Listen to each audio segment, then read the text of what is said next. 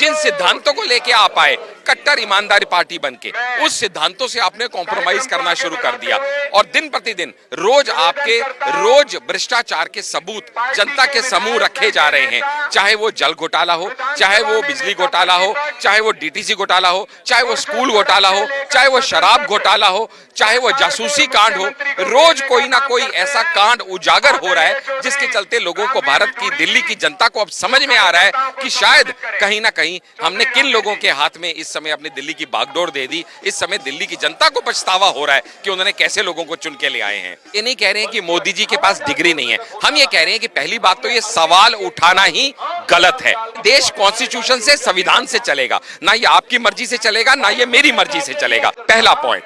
दूसरा पॉइंट, अगर आप सवाल उठाना भी चाहते हैं तो एक मर्यादा के रूप में, एक ठीक तरीके से उसको बात को रखा जा सकता है, पद और कद की मर्यादा को समझते हुए। तीसरी बात, आप उसके लिए ऐसे पोस्टर लगाते हैं जिसमें नीचे अपना नाम नहीं लिखते हैं, प्रिंटिंग प्रेस का पता नहीं लिखते हैं, क्योंकि आप वहां पे नैरेटिव ये सेट करना चाहते हैं कि ये जनता ने लगवाए हैं। तो ये मांगा जाना गलत है, फिर भी ये डिग्रीज ओपनली सारी वेबसाइट्स पे अवेलेबल हैं।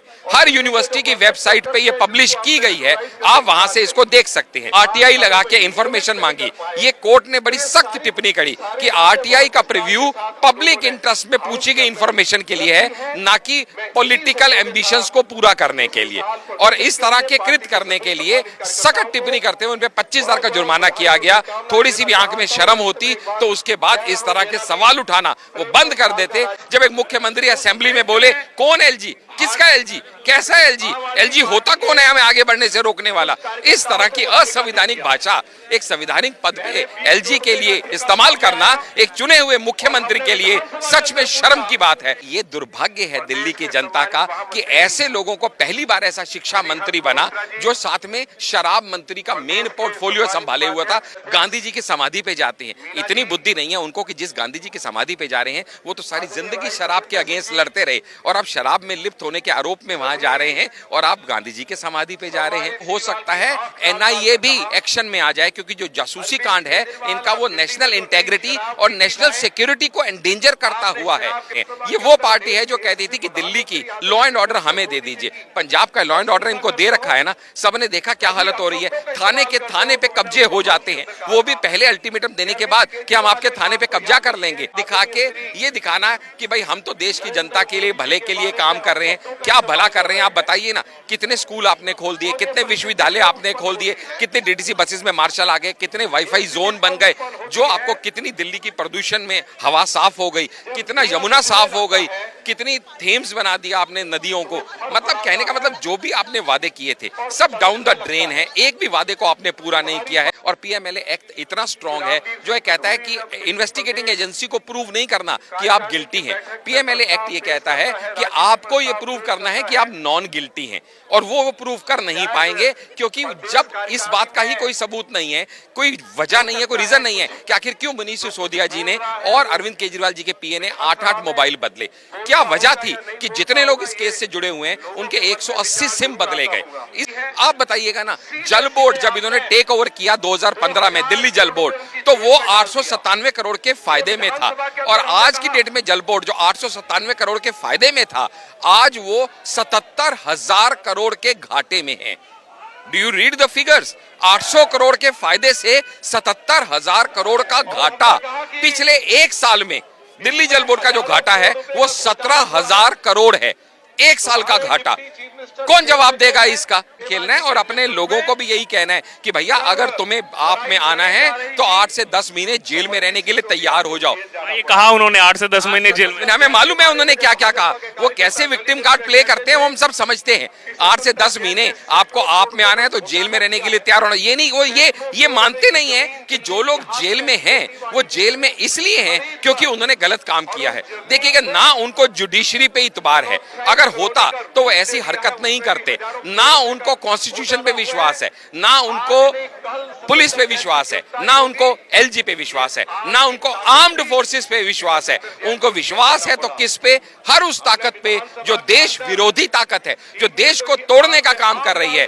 कोई भी व्यक्ति जो मोदी के खिलाफ खड़ा है ये उसके साथ खड़े होने के लिए तैयार है, भले ही वो मोदी के द्वेष में, मोदी से नफरत करते हुए कब वो देश विरोधी हो जाएं, इसकी भी वो परवाह नहीं कर रहे हैं। तरफ जहां आम आदमी पार्टी इस समय जश्न में डूबी हुई है कि राष्ट्रीय पार्टी बन गए हैं, बड़ी बड़ी बातें जो है अरविंद केजरीवाल की तरफ से की गई, संजय सिंह की तरफ से की गई, दूसरी तरफ बीजेपी लगातार सड़कों पर है आम आदमी पार्टी के भ्रष्टाचार के खिलाफ और लगातार अरविंद केजरीवाल का इस्तीफा मांगा जा रहा है। सबसे पहले मैं कमेंट लेना चाहूंगा, अरविंद केजरीवाल ने श्रेय दिया है भगवान को कि हम जीरो थे, जीरो से हीरो बन गए, भगवान ने ही हमें भेजा है। दोबारा वही चीज उन्होंने रिपीट किया कि ऊपर वाले ने हमें सब काम करने के लिए भेजा है। क्या प्रतिक्रिया?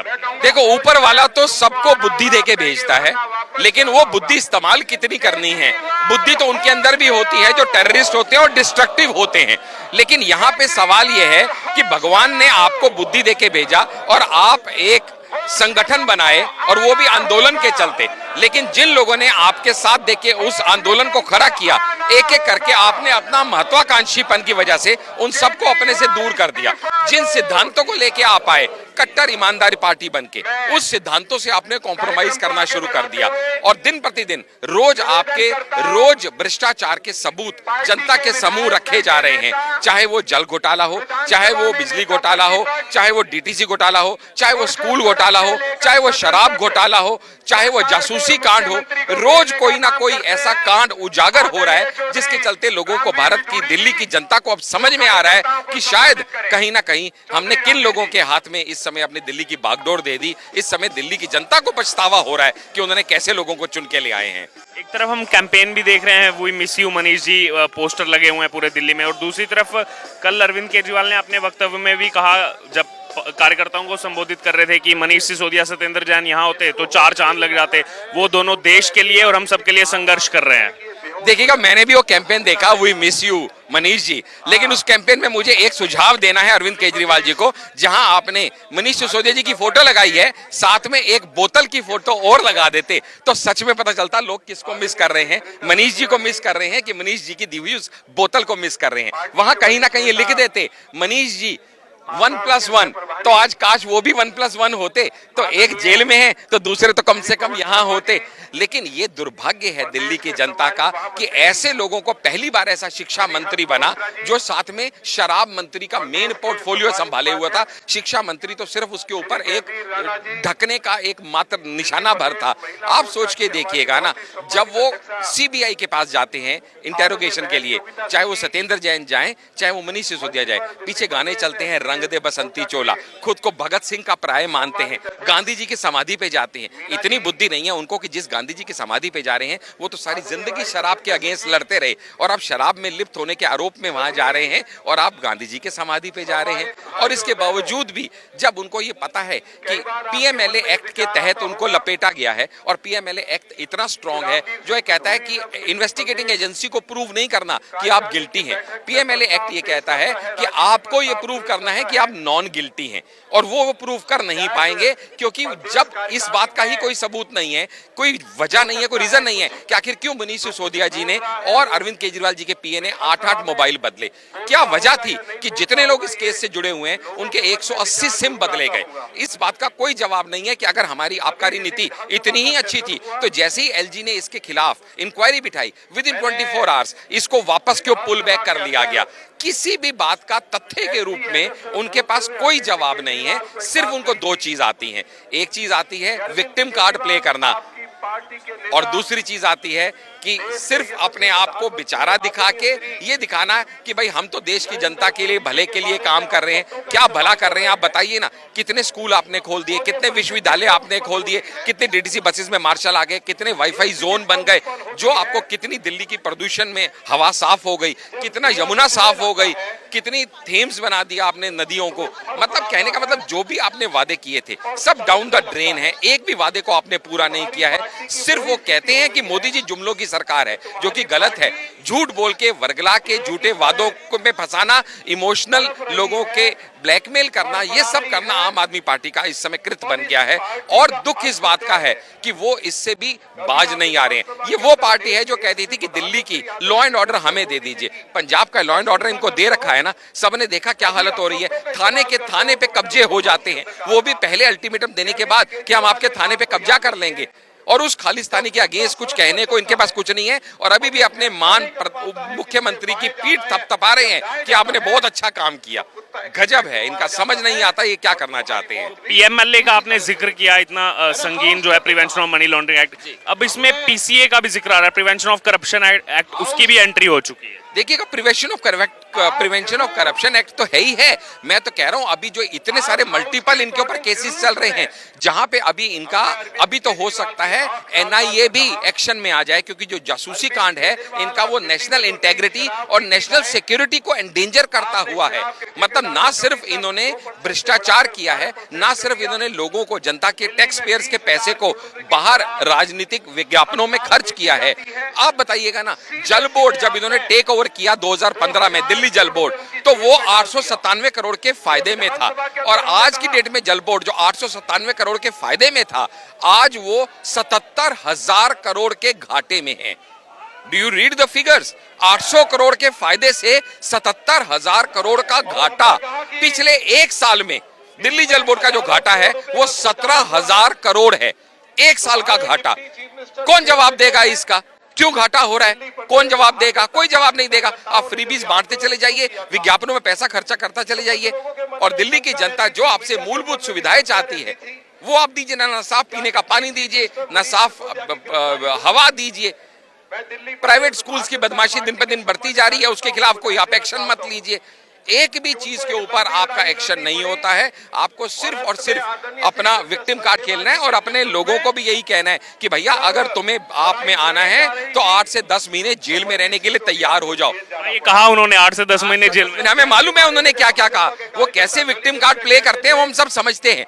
8 से 10 महीने आपको आप में आना है तो जेल में रहने के लिए तैयार होना। ये नहीं, वो ये मानते नहीं है कि जो लोग जेल में हैं वो जेल में इसलिए हैं क्योंकि उन्होंने गलत काम किया है। देखिएगा, ना उनको जुडिशरी पे इतबार है, अगर होता तो वो ऐसी हरकत नहीं करते। ना उनको कॉन्स्टिट्यूशन पे विश्वास है, ना उनको पुलिस पे विश्वास है, ना उनको एलजी पे विश्वास है, ना उनको आर्म्ड फोर्सेस पे विश्वास है। उनको विश्वास है तो किस पे? हर उस ताकत पे जो देश विरोधी ताकत है, जो देश को तोड़ने का काम कर रही है।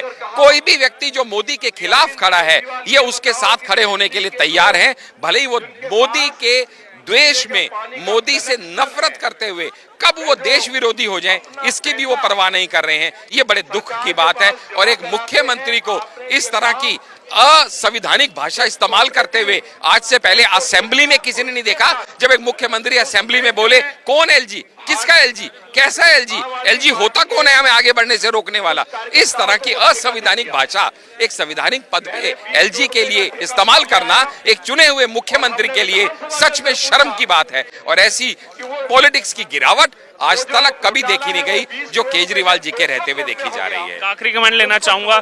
संजय सिंह का एक कमेंट सामने आया है, जो अभी पूरा विवाद चल रहा है डिग्री मामले को लेकर के। कह रहे हैं कि अगर ये चुनाव आयोग में गलत डिग्री दी है पीएम मोदी ने तो सदस्यता भी जा सकती है उनकी। संजय सिंह कह रहे हैं। देखिएगा, पहले तो हम लोगों को ये समझना पड़ेगा कि असल मुद्दा क्या है। मान लीजिएगा आप यहाँ पे एक रिपोर्टर के हैसियत से काम कर रहे हैं, और ऐसा कोई रूल नहीं है कि एक रिपोर्टर को ग्रेजुएट होना चाहिए, तो ऐसे में ये सवाल उठाना ही बेमायने है। आप कॉन्स्टिट्यूशन पढ़ के देखिए, ये देश कॉन्स्टिट्यूशन से, संविधान से चलेगा। ना ये आपकी मर्जी से चलेगा, ना ये मेरी मर्जी से चलेगा। संविधान में सिर्फ ये लिखा है कि कोई भी व्यक्ति जो इंडियन सिटीजन है, ग्रेजुएट है या नहीं है का कोई जिक्र नहीं है, 12वीं पास है या नहीं है का कोई जिक्र नहीं है। आप सोचिएगा ना, इससे पहले भी कितने मुख्यमंत्री ऐसे रहे हैं, किसी का नाम नहीं लूंगा, जो 8वीं पास है। डिप्टी चीफ मिनिस्टर 8वीं पास है। आप समझ रहे हैं मैं कहां इशारा कर रहा हूं। लेकिन सवाल यहाँ पे ये नहीं है, हम ये नहीं कह रहे हैं कि मोदी जी के पास डिग्री नहीं है। हम ये कह रहे हैं कि पहली बात तो ये सवाल उठाना ही गलत है, पहला पॉइंट।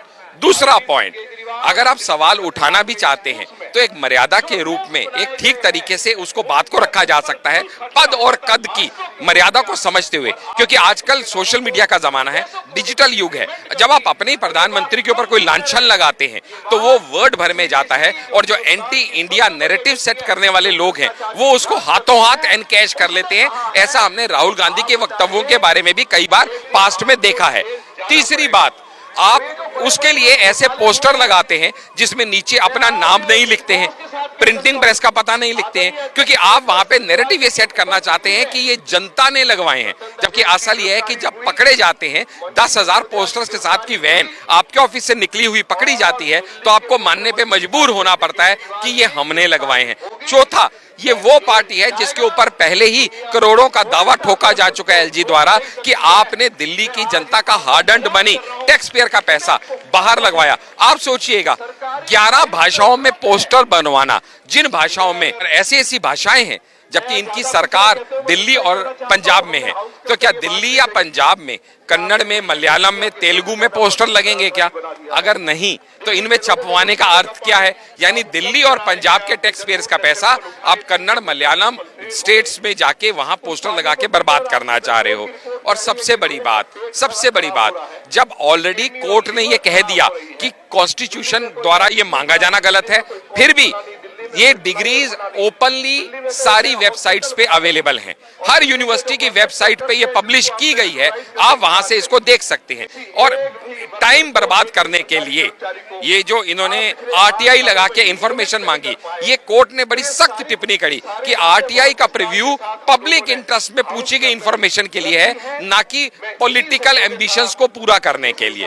और इस तरह के कृत करने के लिए सख्त टिप्पणी करते हुए उन पे 25,000 का जुर्माना किया गया। थोड़ी सी भी आंख में शर्म होती तो उसके बाद इस तरह के सवाल उठाना वो बंद कर देते, लेकिन वो तो कोर्ट पे ही उल्टा सवाल उठा देंगे और गलत बयानी करेंगे कि क्योंकि हमने डिग्री के बारे में पूछा तो हम पे जुर्माना लगा दिया गया। ये बहुत ही गलत नैरेटिव है जो वो जनता के सामने प्रस्तुत करते हैं, और एक संवैधानिक पद पे रहते हुए इस तरह से अपनी पावर्स का दुरुपयोग करके लोगों के बीच में गलत नैरेटिव सेट करना मुझे लगता नहीं है किसी भी नेता को शोभा देता है। तो ये थे हमारे साथ आशीष हांडा, बीजेपी के। अगर बात की जाए, पूरा इन्होंने आज बात रखी जो इस समय लगातार भ्रष्टाचार के खिलाफ बीजेपी आखिरकार क्यों सड़कों पर है, और जो आम आदमी पार्टी की तरफ से कमेंट आ रहे हैं उसको लेकर के भी अपनी प्रतिक्रिया दी।